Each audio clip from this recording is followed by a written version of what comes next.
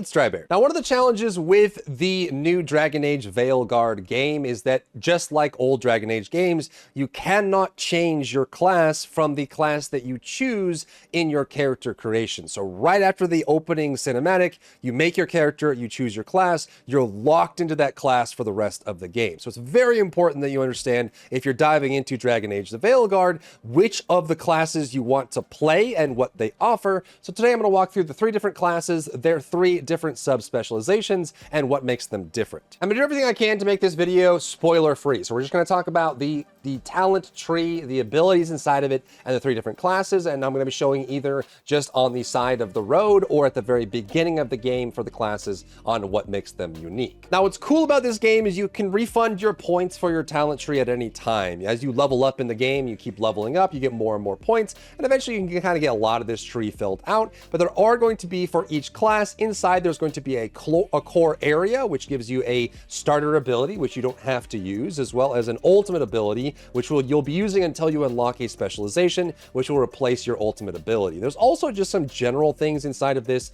that really determine what your character is going to do. Then around the tree in the immediate outside ring is going to be several different abilities. Now, one of the downsides about this game is I feel like there isn't as many ability options that the game probably should have had, but I think there's enough here, and once you actually dive into the specializations, you can start creating a very unique playstyle that fits what you're looking for. But you'll find that each area of the tree is kind of themed. So for Mage, which is the first class we're going to go over here, you'll see that there is lightning effects, like 2 lightning abilities here. We go down here, there's going to be a crow storm ability, then there's fire abilities over here, and then you move up and there's going to be like a necrotic ability, there's ice abilities at the top, and of course over here there's going to be another cold ability. So all of these are going to be in the immediate area.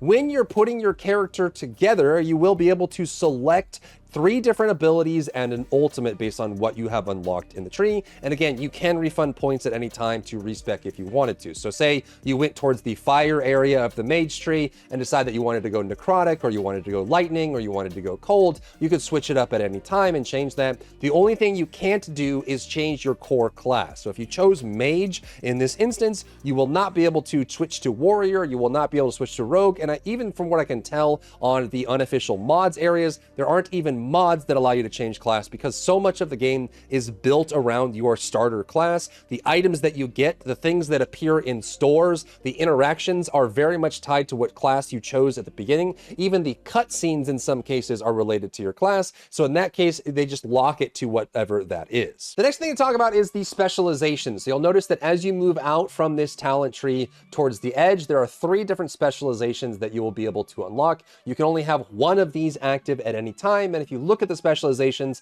as you move in, it will give you an option to replace the ultimate ability that you have, which is kind of like a build-up option here. It is kind of like a build-up and spend option. It's kind of like the ultimates in hero shooters. You do actions that fills up a meter. You can then spend that meter to spend on an ultimate, and then it goes on cooldown. You have to build that meter back up again, which usually has some crazy big effect that goes along with it. And that ultimate is unlocked with the specialization. It doesn't require a point to unlock the specialization, but it does to go through this as you go through. Keep in mind that you need to be level 20 to unlock your first specialization, and then level 30 to get the advanced talents inside of the tree, which is probably, I mean, you should be, I think level 20 is like maybe 35 or 40% through the game of the main story, depending on how many side quests you do. If you do a lot of side quests, you can get 20 very quickly. If you're doing main story only, it's probably about maybe 8 to 10 hours into the game that most people will start hitting 20 or getting beyond it. Let's also talk about some of the game mechanics you're going to want to know about and what you can do with each character. So I am on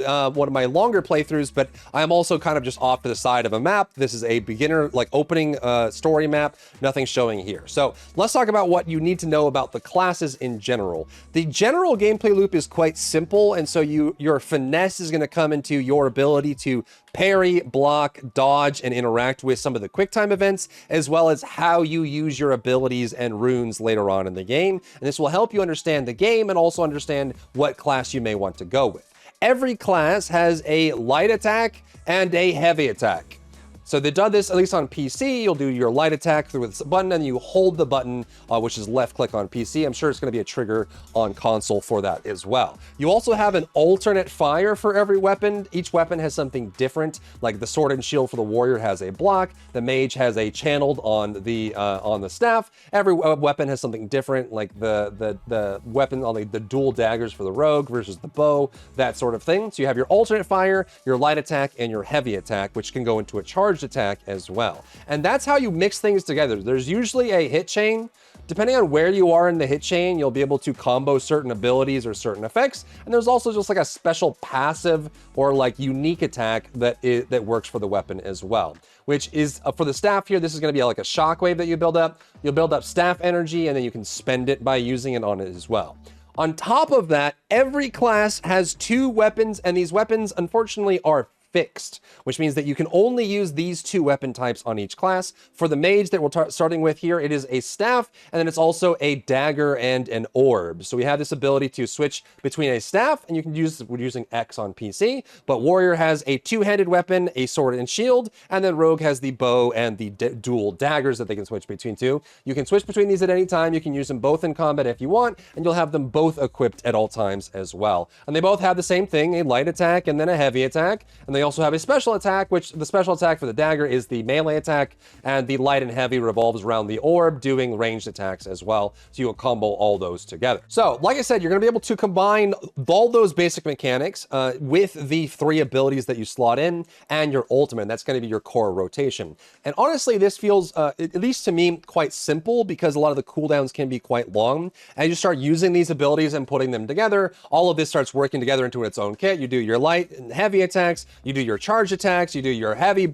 slams, and that's kind of the core rotation there. Now, obviously, it is a Dragon Age game. You have your companions. Your companions will have different effects that they can do. You can bring this up through a pause menu as well, or there are hotkeys on console and PC that allow you to use these abilities. So you can have your companions attack specific targets by using abilities. You can even have them like activate certain buffs or bonuses. You can have them heal you if you want to, and all of this can be done either through hotkey or through the pause menu if you want to do that. So you're kind of combining all of that together. Another huge part of the gameplay is your Q, which is your defend skill. I'm not sure what it is on console, probably one of the bumpers, but on PC it is Q. This is your guard ability. And each of the weapons for each of the classes functions a little bit differently with this guard. With the staff, it is a mana shield. With the dagger, it is a parry. So you can actually, if you hit this defend skill right as the enemy is attacking you, you will do a parry, knocking their weapon away and stunning them. And a lot of that gives you opportunity to fight. And you'll actually fight a lot of monsters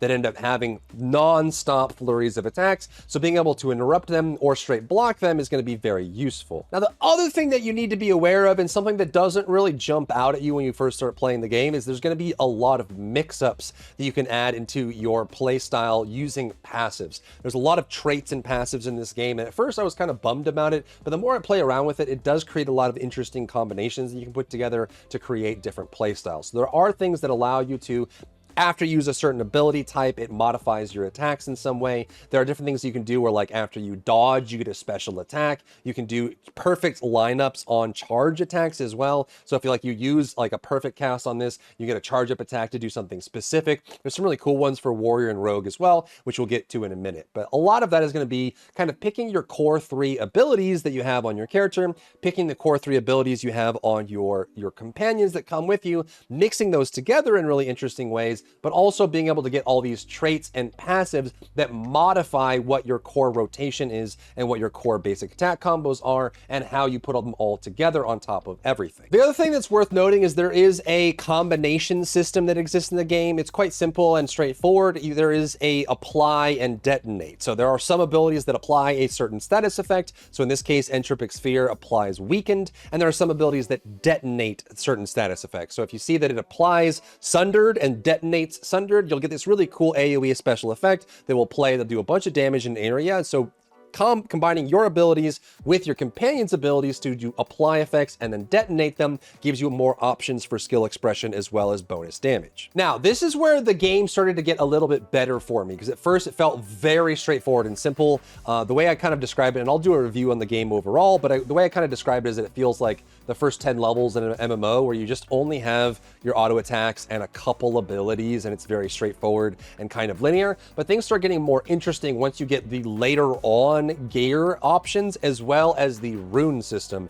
I think the rune system helps save some of the core mechanics for this as well, and it will be important to understand how your character plays and what class you're going to choose. So not only can you increase your damage type options through armor and accessories and things like that, but you can also increase a combo of like, when you have this effect, you do this. So your gear actually gives you some options for being able to combine certain things together. You can increase your stagger damage into a stagger type ability. You can do certain bonuses if you're all one element. You can do multiple element combinations. All of those are very cool. On top of that, you get this pretty early on, but there's a rune system in the game, which is kind of like an overarching consumable or trinket system that allows you to activate powers, and there's actually quite a lot of these runes in the game. So for example, there is a rune that you can activate that when you activate it, it refreshes all of your cooldowns and makes your next ability use free.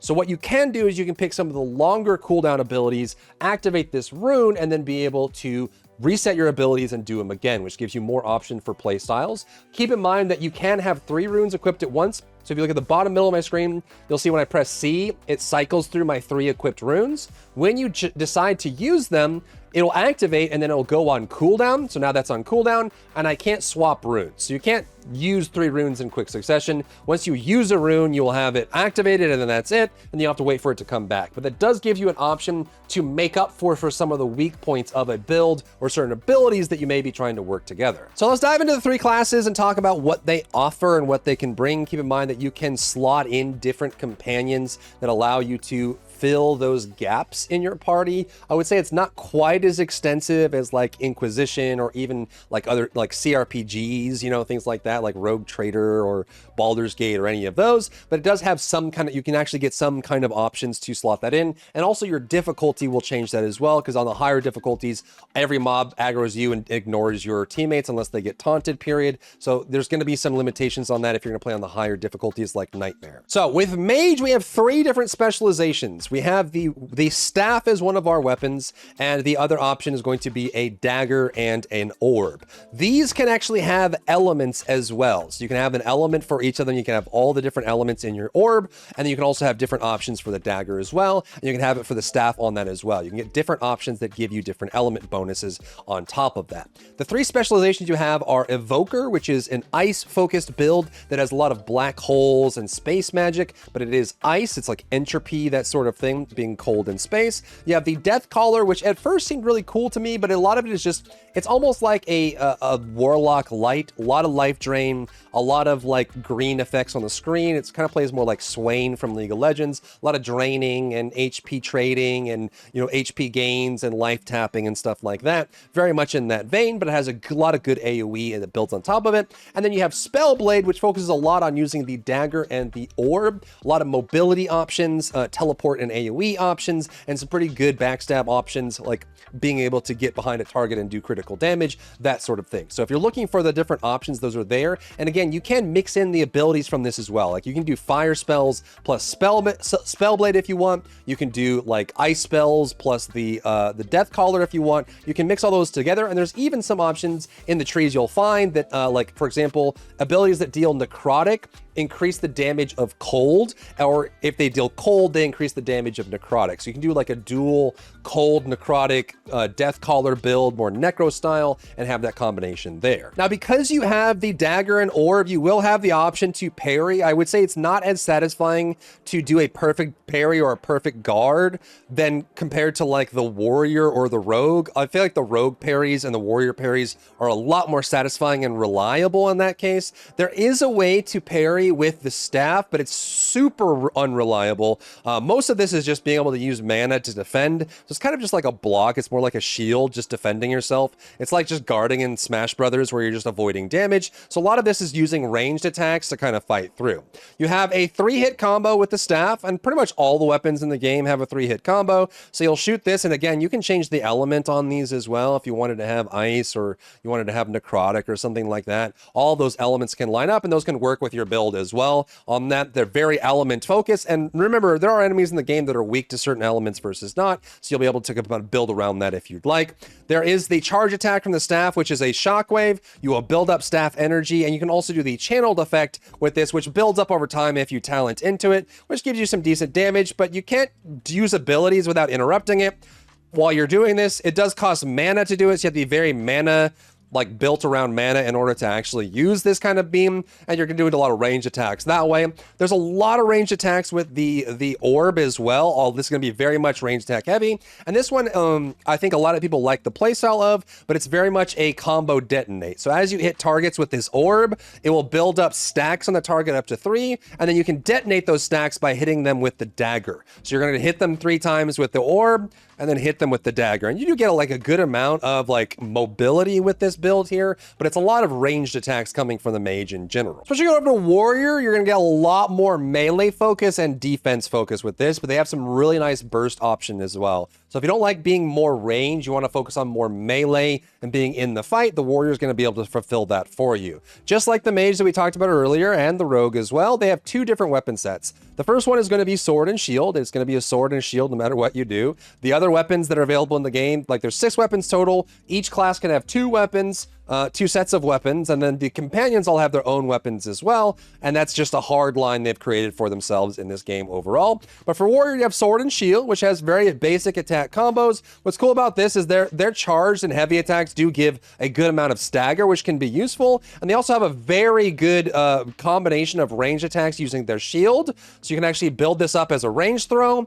Or you can also use it as a nice defensive option by blocking or parrying at the right moment by bringing the shield up and giving that parry there as well. Additionally, on top of the sword and shield, they have a 2-handed weapon. This can be basically great mauls, clubs, and the 2-handed axes as well, which gives a pretty slow, like this is a slow move set. It's very slow. It does a good amount of damage. It will build up your special resource, your rage. So special resource for mage was mana. For warriors, it is rage. So as you deal damage, you'll build up your rage, and you can spend it this way. And it does have your basic attack combo, your heavy attacks, which kind of have a nice little wind up to them, and your charge attacks as well. So you have that going for you as well. So a good amount of mix there, combining into the abilities that you have. Your 3 specializations for warrior is going to be champion, reaper, and slayer. The champion is going to be more of your typical defender, guardian, tank style class. You have some good AoE through spells, but they also have some defense and some dot applications, as well as some really good like options for pulling aggro and keeping your party together. They kind of excel using the sword and shield if you want to have that as an option. It doesn't mean you can't use your 2-hander, but there's going to be a lot of really nice synergies inside of this using the sword and shield and being able to clear out AoEs from that. So if you want to go towards the champion specialization,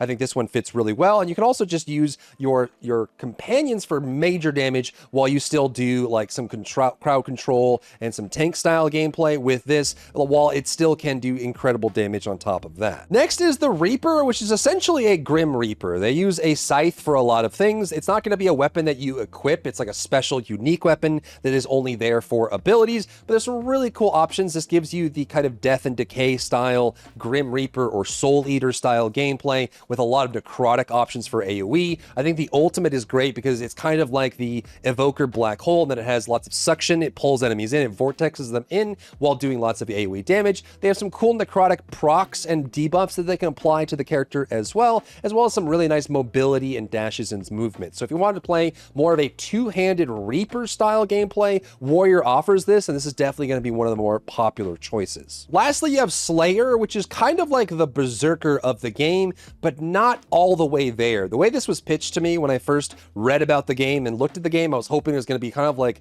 the Berserker in like For Honor, twin axes, very aggressive, but it kind of fits that kind of aggressive play style. It does focus a lot on two-handed, like having two-handed weapons. They have a lot of movement, like there's a forward dash and a back dash. There's a ground slam and a giant stomp, and they have like a Pantheon teleport. So it's very much like being able to just do lots of AoE disruption. Super fun. You can get a lot of damage reduction with this one as well. So if you like the barbarian style gameplay with lots of AoE and lots of like just constant knockarounds and physical damage, then I think you're gonna get a lot of value out of playing the Slayer specialization. And just like the Mage, as you get close to these trees, you'll get things that are similar to that idea. Close to Slayer is a whirlwind effect with a hammer effect. As you get closer to this side here, you can actually have necrotic areas towards the Reaper style. There have some defensive options with necrotic on top of it. You can also get this bloody advance, which gives you a good range damage as well. On the very top, you have this Titan Stomp, which is an AoE, and you'll also have a Ground Breaker, which is this big AoE knockback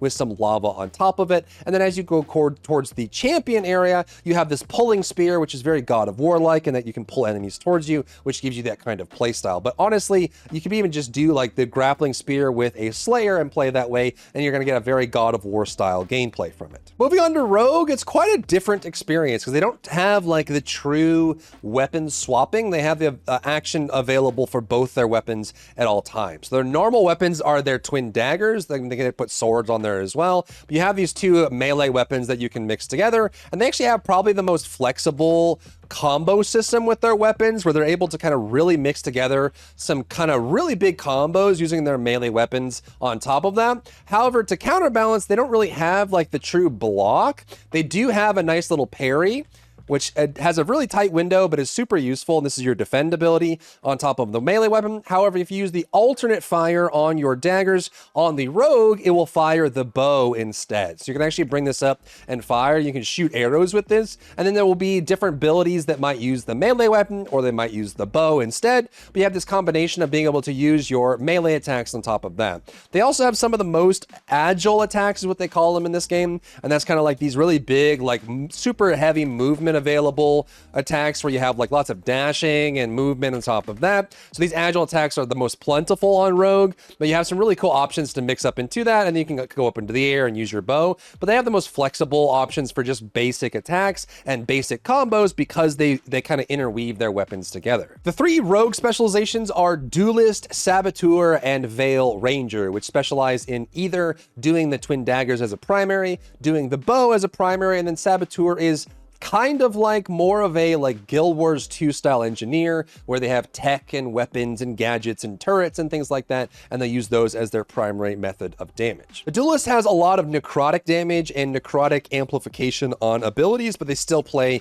more like that assassin, high agility style Rogue if you're looking for that kind of play style. Lots of AoEs, lots of movement, dashes, and damage through that way, and they also have some ways to kind of mix in with those combos and do different melee attacks with necrotic damage to boot. So if you're looking for that true dagger melee style assassin, or you just like the combos that the dual daggers allow you to use, then you're going to want to go with the option of going Duelist for that. The Saboteur, as I mentioned, is more gadget focused. They have a lot of burning and physical damage that combos well with that, and they're also going to have the ability to bring out a gun, but they can also spawn turrets as well, which gives you a very nice amount of damage output that's just constantly ticking on enemies and is useful in boss fights as well. So you can spawn a turret, the turret's just going to keep ticking and dealing damage to the target, and there are ways that you can modify this as well using your bow or giving you extra bonuses on top of that, which can really make you play around the ranged gadget style gameplay. The ability right next to it is also an explosive trap, which can give you some really good area control, zone denial, as well as AoE damage on top of it. And lastly, the Veil Ranger is true range. They play kind of like the Monster Hunter style of bow, where you just kind of charge up bow attacks and use bow from a range, which gives you some really cool options for damage out that way. And you have some of these charge charge attacks as well. So if you're playing with this, you probably want to run with one of the warden or warrior style characters as a companion to make sure that there's someone in front of you, because you're going to be spending a lot of time kneeling or aiming with a bow. There's also ways that you can add ammo to your bow, expand your quiver, and just use your bow more often using this specialization. Outside of that, you have a lightning quiver, which is like a big AoE. There's a lot of like AoE bouncing as well for the ultimate for the Veil Archer. The Veil Rangers can bounce around. There's a lot of like electric effects on top of that. You can also get explosive daggers, which gives you some minor range options from the melee, which can be useful for damage from a distance. Hurricane blades, again, more necrotic damage for the dagger options. And of course, the toxic dash, which, like I said, the duelist has a lot of mobility that they can take advantage of in their kit on top of that. At the very top of the skill tree, you have Pilfer, which does allow you to steal a potion charge, like your Estus flask, from an enemy if you want to heal more often. And you can also do Lightning Flask as well, which is going to be some more AoE options. And of course, we talked about the Explosive Trap already for the Saboteur. But those are the 3 specializations, the 3 classes for each of the available options, and the fact that you're locked into them for Dragon Age Veilguard, and the mechanics in game that make them come to life. So hopefully this was helpful in you deciding which class to play, either in your first playthrough or beyond. But let me know what you think about Dragon Age Veilguard down below. If you found value in today's video, leave a like down below, leave a comment for the algorithm to help this video get seen by more people, and don't forget to check out my other channels for other content and other stuff and other things.